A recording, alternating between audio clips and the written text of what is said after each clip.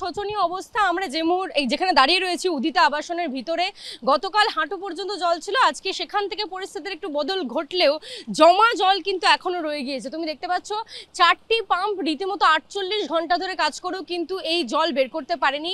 আবাসনের যারা আবাসিকরা ছিলেন তাদের মধ্যে 50% মানুষকে কিন্তু বেরিয়ে যেতে হয়েছে। হোটেলে এখন এই মুহূর্তে তারা রয়েছেন এবং তারই সঙ্গে যারা বয়স্ক মানুষ, অর্থাৎ ইলেকট্রিসিটি যেহেতু বন্ধ করা হয়েছে, বিদ্যুৎ সংযোগ বিচ্ছিন্ন সম্পূর্ণ অ্যাপার্টমেন্টে যারা বয়স্ক মানুষ তারা দুর্বিষহ পরিস্থিতিতে রয়েছেন। অনেকে রয়েছেন এরকম যাদের ভেন্টিলেটর সাপোর্টে থাকতে হয়, তাদের মেশিন পর্যন্ত চলছে না। আমি তো কথা বলবো এখানকার রয়েছেন বাসিন্দারা, তাদের সঙ্গে এই কি পরিস্থিতি রয়েছে গত দুদিন ধরে। সিএসসি, কেএমসি কোনো কি হেল্প পেয়েছেন আপনারা এখনো? আমরা নিজেরাই নিজেদের জন্য, সিএসসি 2 ঘন্টা আগে এসেছিল, ওনারা এখন কাজ করছেন। কেএমসিও এখনও কোনো আমরা ওরকমভাবে কাউকে দেখতে পাইনি, কিন্তু 2 দিন ধরে শোচনীয় অবস্থা। মোবাইলে দিন পরে আজকে সিএসসির প্রতিনিধিরা বা কর্মীরা এলেন। হ্যাঁ, অনেকবার ডাকাডাকি করার পর, এদিক ওদিক ফোন করার পর উনি he is well connected to CSC, তো ওনারা ফোন করেছেন। তারপর ওনাদের জেনারেল ম্যানেজার বা যারা উচ্চপদস্থ অধিকারী আছে তাদের সঙ্গে আমরা কথা বলেছি, আমাদের সোসাইটির লোকেরা কথা বলেছেন। তখন এখন 9:30 সাড়ে 9টার সময় সিএসসি লোক এসছে এখানে। আর 3 দিন বিদ্যুৎ ছাড়া কাজ হচ্ছে এখানে? বিদ্যুৎ ছাড়া কাজ হচ্ছে বলে না, এখানে অর্ধেক লোক তো বাইরে চলে গেছে, আমিও বাইরে গিয়ে এসেছি। তো কারণ মোবাইল চার্জ, আমি একজন ডাক্তার, আমার মোবাইল চার্জ করার দরকার। এখানে পেশেন্ট আছে, আমার মোবাইলের দরকার থাকে, আমাকে পেশেন্টরা কন্ট্যাক্ট করতে পারছে না। যে আমি এখন বেরিয়েছি আপনার সঙ্গে দেখা হওয়ার আগে, আমি পেশেন্ট দেখার জন্য বেরিয়েছি, আমার হাতে ব্যাগও নেই, আমি ব্যাগ আনতে পারছি না। কারণ অনেকে থাকেন যাদের ভেন্টিলেটর সাপোর্ট দরকার, ভেন্টিলেটর, মনিটর, অক্সিজেন অ্যান্ড দের আর সিপ্যাপ, বাইপ্যাপ, এরকম অনেক কিছু মেশিন যেগুলো থাকে, মেডিকেল মেশিন, ওগুলো দরকার থাকে, যেক্ষেত্রে ইলেকট্রিসিটি, তার জন্য আমাদের একটা ব্যাকআপ থাকে। ওই ব্যাকআপটাও শেষ হয়ে গেছে। বেশি কত চলবে? 12 ঘন্টা, 10 ঘন্টা। আবাসিকদের কথা শুনে বুঝতেই পারছো সৌমেন যে কি পরিস্থিতি, কি দুর্বিষহ দিন রাত তারা কাটাচ্ছেন। গত 3 দিন ধরে এরকম পরিস্থিতি। 48 ঘন্টা পরে সিএসসির যারা প্রতিনিধি, যারা কর্মী, তারা আজকে এসেছেন এবং 2 ঘন্টা আগেই তারা এসেছেন। আমি কৌশিক কর্মকারকে আরেকবার ছবিটা দেখাতে বলবো। দেখতে পাচ্ছ যে এখনো পর্যন্ত যে জল এখানে উঠেছিল, একেবারে 48 ঘন্টা হয়ে গেছে ঐশী, কিন্তু জল এখনো পর্যন্ত নামেনি। শোচনীয় অবস্থা আবাসিকদের। ঐশী, তুমি আমাদের সঙ্গে থাকো। 24 ঘন্টা আগেও একই ছবি ছিল এই উদিতা আবাসনে। খটখটে রোদ, তাও কেন নামছে না জল? প্রশ্ন আবাসনের বাসিন্দাদের। এই যেন আকাশ ভাঙা বৃষ্টি আর পুজোর মুখে নজিরবিহীন জল যন্ত্রণা।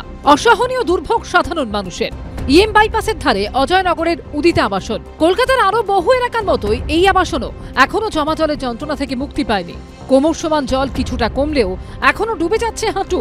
ভ্যান বা রিক্সা ভাড়া করে যাতায়াত করতে হচ্ছে বয়স্ক ও মহিলাদের। আমরা এই মুহূর্তে রয়েছি বাইপাস সংলগ্ন একটা অভিজাত আবাসনে। দুর্বিষহ অবস্থা, কোমর সমান জল, প্রায় 700-র উপর ফ্ল্যাট এখানে রয়েছে। বহু মানুষ এখানে থাকেন, বহু বয়স্ক মানুষ এখানে থাকেন। চূড়ান্ত দুর্ভোগের মধ্যেই কিন্তু তাদেরকে সময় কাটাতে হচ্ছে। উদিতা আবাসনের বাসিন্দা শকুন্তলা চন্দ পরিবার সামনে পাম্প চালিয়ে জল নামানোর তদারকি করছেন হাঁটু জলে দাঁড়িয়ে। যেহেতু আমাদের কারেন্ট নেই, ডিজেল পাম্প দিয়ে আমরা জল বার করতে চেষ্টা করছি, যেটা অ্যাডিকুয়েট না, যেহেতু বাইরে প্রচুর জল আছে, সেই জল আবার ঢুকে যাচ্ছে। এবং আজকে প্রায় 30 ঘন্টার ওপরে হয়ে গেছে। আমাদের এত সিনিয়র সিটিজেন আছে যাদের অক্সিজেন সাপোর্ট দরকার, বা তারা কোনো হাউসহোল্ড হেল্পার বা এই ধরনের মানুষদের ওপর ডিপেন্ডেন্ট, তারাও আসতে পারছে না, কোনো রকমের সাহায্য পাচ্ছে না। একই আবাসনের বাসিন্দা অজিত ঘটক। তাদের অভিযোগ, জমা জল নামানোর জন্য কোনো ব্যবস্থা নেয়নি প্রশাসন। যে অ্যামাউন্টে ডিলিউজ হয়েছে, যে অ্যামাউন্টে ওয়াটার জমেছে, সেখানে আমাদের internal resource is not sufficient enough. So it becomes mandatory যে আমাদের একটা কেএমসি বা ওই টাইপের সাপোর্ট পাওয়া। সেটা দেখতেই পাচ্ছেন, যদি আমরা সাপোর্ট পেতাম তাহলে এতক্ষণে আমরা we would have been able to যে জলটাকে ইভ্যাকুয়েট করতে পারতাম। চারপাশে শুধু জল আর জল, মিলছে না পানীয় জল, জ্বলছে না আলো, সব মিলিয়ে অবস্থা দুর্বিষহ। যেহেতু ইলেকট্রিসিটি নেই আর এত জল জমেছে বলে আমরা জেনারেটর সেটও চালাতে পারছি না। There is no electricity for 30 hours. তো খাওয়ার জল কোনো রকমের ব্যবস্থা করা হচ্ছে, বাট ভেতরের অবস্থা খুবই খারাপ। আবাসনের এমন অনেক বাসিন্দা আছেন যাদের নিয়মিত অক্সিজেন সাপোর্ট লাগে। পরিচারিকা বা আয়া ছাড়া চলে না। এই দুর্যোগে তাদের দুর্ভোগ বেড়েছে 1000 গুণ, কারণ দূর দূরান্ত থেকে আসতেই পারেননি পরিচারিকা বা আয়া। ময়ূর ঠাকুর চক্রবর্তী রিপোর্ট, এবিপি আনন্দ, কলকাতা। একেবারেই ঐশী, অর্থাৎ গতকাল যে ছবি ছিল আজকেও সেই ছবি, কিন্তু প্রশ্ন হচ্ছে 48 ঘন্টা হয়ে গেল, জল কেন নামছে না? একেবারে দেখো, এখানে যারা আছেন স্থানীয়রা, আবাসিকরা, তারা বলছেন যে লোকাল সিভিক বডি কেএমসির পক্ষ থেকে তারা কোনো রকম হেল্প কিন্তু এখনো পর্যন্ত পাননি, এবং তারই সঙ্গে তাদের যে মেকানিজম রয়েছে সেই মেকানিজম দিয়ে এই সম্পূর্ণ জল একদিনে বার করা সম্ভব নয়। তারপরেও দেখা যাচ্ছে যে 4টে পাম্প কিন্তু অবিরত কাজ করে যাচ্ছে, গতকাল থেকে লাগাতার সেই 4টে পাম্প কাজ করছে, অথচ জল বের করার যে ব্যবস্থা সেই ব্যবস্থা কিন্তু ভেতরের যে ম্যানহোলগুলো সেগুলো বাইরের থেকে যে সমস্ত দোকান রয়েছে সেখান থেকে প্লাস্টিক ফেলা হয়, এরকম অভিযোগ করছেন তারা, এবং তার মাধ্যমেই কিন্তু সেই ম্যানহোলগুলো কিন্তু অকেজো হয়ে গেছে, সেখান দিয়ে জল বের হচ্ছে না, সেগুলো বিকল হয়ে গিয়েছে, এবং সে কারণেই কিন্তু দেখতে পাচ্ছ যে পাম্প লাগিয়ে জল বের করার চেষ্টা চলছে। যদিও বা স্থানীয়রা বলছেন যে সম্পূর্ণ তাদের যে মেকানিজম সেই মেকানিজম দিয়ে সম্পূর্ণ জল বের করা সম্ভব নয়। লোকাল সিভিক বডি কেএমসির পক্ষ থেকে কোনো প্রতিনিধি আসেননি, কোনো হেল্প আসেনি। আজকে বাইরে অজয়নগর যে সার্ভিস রোড সেখানেও দেখা যাচ্ছে যে জল জমে রয়েছে, সেখানে কিন্তু দেখা যাচ্ছে আজকে একটি মোবাইল যে পাম্পিং স্টেশন সেটার ব্যবস্থা করা হয়েছে এবং জল বার করার চেষ্টা চলছে। তবে এই উদিতার ভিতরে কিন্তু কোনো রকম কেএমসির প্রতিনিধিদেরকে দেখা যাচ্ছে না। এমনকি স্থানীয়রা বলছেন যে এই 48 ঘন্টা বা দুদিন ব্যাপী যে কাজ তারা করছেন তার মধ্যে কিন্তু এখনো পর্যন্ত তারা আসেননি। সিএসসির প্রতিনিধিরা এসছেন গত মঙ্গলবার থেকে, যেভাবে ইলেকট্রিসিটি বন্ধ রয়েছে, অনেক আবাসিক রয়েছেন যারা এই বিদ্যুৎ সংযোগ ছাড়া রীতিমতো বাঁচতে পর্যন্ত পারবেন না, তাদের ভেন্টিলেটর সাপোর্ট দরকার, তাদেরকে হসপিটালে শিফট করাতে হয়েছে। অনেক এরকম বাসিন্দা রয়েছেন যারা এখান থেকে বেরিয়ে হোটেলে এখন এই মুহূর্তে আস্তানা নিয়েছেন।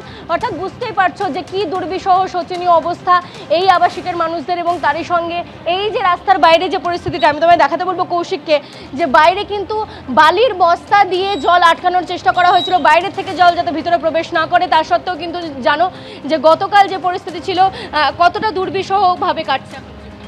সাংঘাতিক, এক্সপ্লেন করা যাবে না। কেএমসির কোনো প্রতিনিধি এসেছিলেন? হ্যাঁ, এসেছিলেন এমনি, কিন্তু এটা এই প্রবলেমটা বাস্তব প্রবলেম। এই ল্যান্ডটা নিচু এবং জলটা যেখানে গিয়ে পড়বে 3-4টে পাম্প অবিরত কাজ করছে, তাও জল বের করা কেন সম্ভব না? যেখানে জলটা গিয়ে পড়বে এটা তো ম্যানুয়ালি পাম্প করে বার করা হচ্ছে না। তো এবারে 3-4টে পাম্প দিয়ে জল বেরোচ্ছে, কিন্তু সেটা অনেক স্লো, আরও দরকার ছিল। অনেকে চলে গেছে। পাম্পের দরকার ছিল আপনি বলছেন। কেএমসির পক্ষ থেকে কোনো পাম্প বা মোবাইল পাম্পিং স্টেশনের পক্ষ থেকে এখানে ইনিশিয়েটিভ নেওয়াটা দরকার ছিল বেশি করে। আবাসিকরা বলছেন যে কেএমসির পক্ষ থেকে ব্যবস্থা নেওয়া উচিত ছিল, শুধুমাত্র উদিতার মেকানিজম দিয়ে এই জল বের করা সম্ভব না। একেবারে এই আবাসনে জল নামবে কবে যেমন প্রশ্ন করছেন আবাসিকরা, পাশাপাশি বিদ্যুৎ কবে আসবে জানেন না তারা। সব মিলিয়ে শোচনীয় অবস্থায় সময় কাটাচ্ছেন উদিতা আবাসনের আবাসিকরা। ঐশী, তোমাকে ধন্যবাদ। ইএম বাইপাসের কাছে উদিতা আবাসনের ছবিটা আপনারা দেখলেন, কিভাবে শোচনীয় অবস্থার মধ্যে দিন কাটাতে হচ্ছে।